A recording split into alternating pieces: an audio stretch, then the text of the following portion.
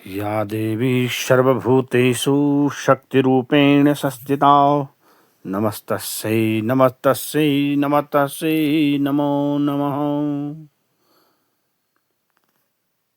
नवरात्रि विशेष में आज माँ के छठवें नवरात्रि में माँ कात्यायनी का पूजन, उनकी कथा, उसी के बारे में मैं पंडित उमेश नौटियाल आपको बताऊंगा। माँ कात्यायनी की कृपा आप सभी पर बनी रहे और आपके लिए माँ का आशीर्वाद सदैव फलता फूलता रहे। आपके कुल का विस्तार हो, आपके वंश का विस्तार हो, आपकी व्यापार में वृद्धि हो, आपकी यश में वृद्धि हो, ऐसी कामना माँ आदिशक्ति जगत जननी पराम्बा से करते हैं। तो आइए अब माँ कात्यायनी का जो कथा है उसको सुनते हैं। किस प्रकार से माँ कात्यायनी को ये कात्यायनी शब्द मिला, कात्यायनी नाम क्यों पड़ा माँ का, और इस पे क्या कथा है। नवरात्रों में कात्यायनी माता नवरात्र के छठे दिन पूजी जाने वाली माँ दुर्गा देवी है, जो ऋषि कात्यायन की तपस्या से प्रसन्न होकर के उनकी पुत्री के रूप में अवतरित हुई। महिषासुर के विनाश के लिए ब्रह्मा विष्णु और महेश के तेज से उत्पन्न होकर के इन्होंने अत्याचारी राक्षस का वध किया और माँ कात्यायनी को ब्रजमंडल की अधिष्ठात्री देवी भी माना जाता है। इस माता का जो स्वरूप है वो अष्टभुजा है। ऋषि कात्यायन की तपस्या प्राचीन काल में कत नामक एक महान ऋषि थे, उनके पुत्र ऋषि कात्य हुए। यानी कात्य गोत्र में प्रसिद्ध महर्षि कात्यायन का जन्म हुआ। महर्षि कात्यायन के जो माँ भगवती के परम भक्त थे, इन्हीं की इच्छा से माँ दुर्गा ने उनके घर में पुत्री के रूप में जन्म लिया। देवी का जन्म एक समय की बात है कि कैसे इन्होंने जन्म लिया। एक समय की बात है कि दानव महिषासुर का अत्याचार पृथ्वी पर दिनों दिन बढ़ने लगा। तब भगवान ब्रह्मा विष्णु और महेश ने अपने अपने तेज से का अंश देकर के महिषासुर के विनाश के लिए एक देवी को प्रकट किया। क्योंकि महर्षि कात्यायन ने सबसे पहले इनकी पूजा की थी, इसलिए ये कात्यायनी कहलाए। महिषासुर का वध देवी कात्यायनी ने आश्विन मास के कृष्ण पक्ष की चतुर्दशी को जन्म लिया और शुक्ल सप्तमी अष्टमी तथा नवमी तक 3 दिन तक ऋषि कात्यायन की पूजा ग्रहण की।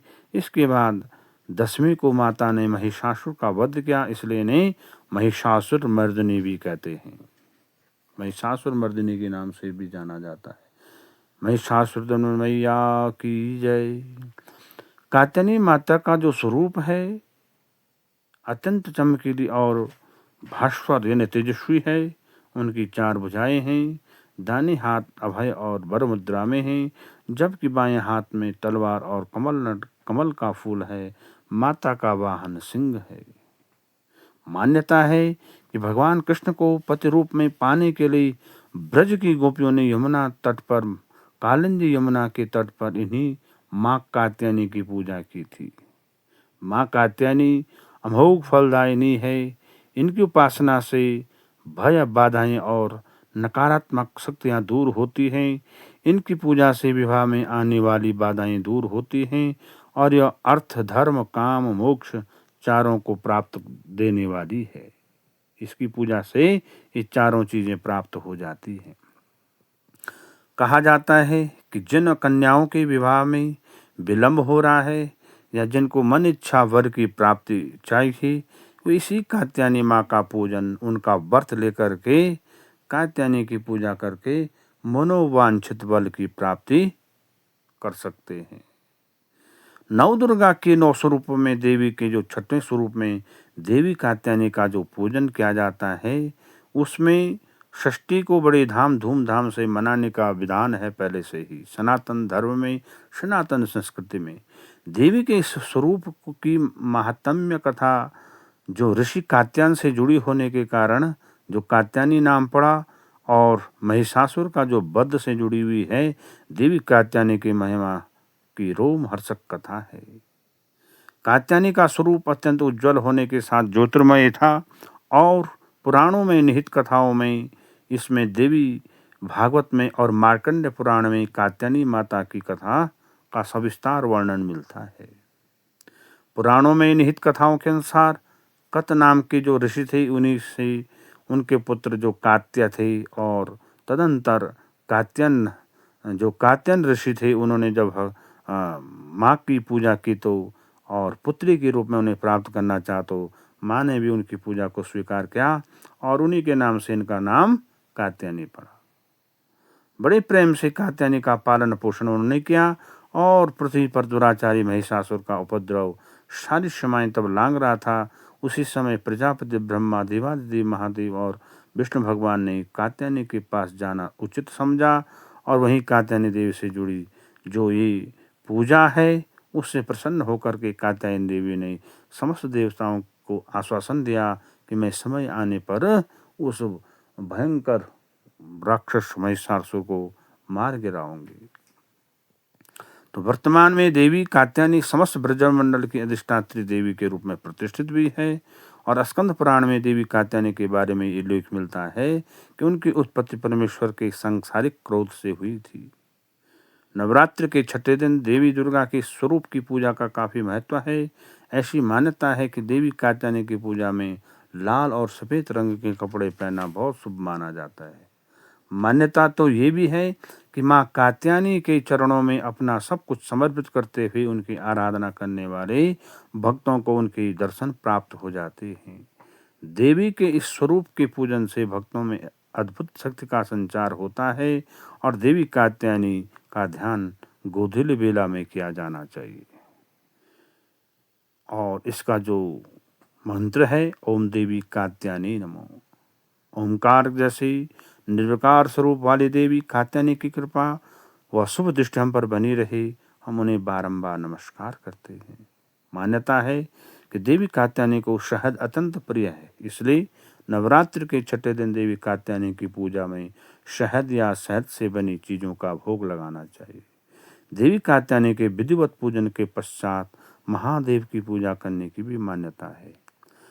देवी दुर्गा को कि कात्यायनी अवतार की कथा में हमें सीख देती है कि अगर भक्ति और संकल्प सच्चा हो तो परम प्रकृति की कृपा सदैव बनी रहती है। जिस प्रकार महर्षि कात्यायन के एक निष्ठ तपस्या से प्रसन्न होकर देवी दुर्गा ने उनकी इच्छा और तपस्या का मान रखा और उनके घर में पुत्री होकर के जन्म लिया, ठीक उसी प्रकार और ब्रह्मा विष्णु महेश आदि देवताओं ने माँ की जब स्तुति की तो देवताओं का भी मान रखने के लिए माँ ने महिषासुर जैसे भयानक दैत्य का श्रृंगार किया। तो ये जो मनुष्य भी उसी प्रकार से अगर माता का श्रद्धा भक्ति और निष्ठा और संकल्प के साथ अविचल पूजन करे तो उसका सब कुछ यहाँ पे संभव हो जाता है और माँ कात्यायनी की कृपा से उस पर सदैव बनी रहती है। आइए इस नवरात्र के छठवें दिन हम माँ कात्यायनी का विधान से पूजन करें। विशेष करके ये जो कात्यायनी का पूजन है, जो कुंवारी कन्याएं हैं, अविवाहित स्त्रियां हैं, उनके लिए बहुत ज़्यादा फलदायी है। अगर वो इस नवरात्रि में विधि पूर्वक से माँ कात्यायनी का पूजन भी करते हैं तो उनको मनोवांछित फल की प्राप्त हो जाती है। रामायण में भी प्रसंग आता है कि माँ सीता ने भी उसी कात्यायनी का पूजन किया था और भगवान राम उनको पति के रूप में प्राप्त हुए थे। तो आइए हम सब मिलकर के इस नवरात्रों में विश्व कल्याण के लिए, समस्त भारत भूमि के कल्याण के लिए, प्रदेश की खुशहाली के लिए हम इस पर्व को बड़े हर्षोल्लास से मनाएं और माँ कात्यायनी का पूजन हम सब के लिए मंगलदायक रहे। इन्हीं कामनाओं के साथ छठवें नवरात्रि की आपको बहुत बहुत शुभकामनाएं। कल पुनः हम सातवें नवरात्रि काल रात्रि पे आपके सामने प्रस्तुत होंगे और माँ काल रात्रि की आपको कथा सुनाएंगे। तब तक के लिए माँ का आशीर्वाद सब पे बना रहे। जय माँ, जय माँ, जय माँ।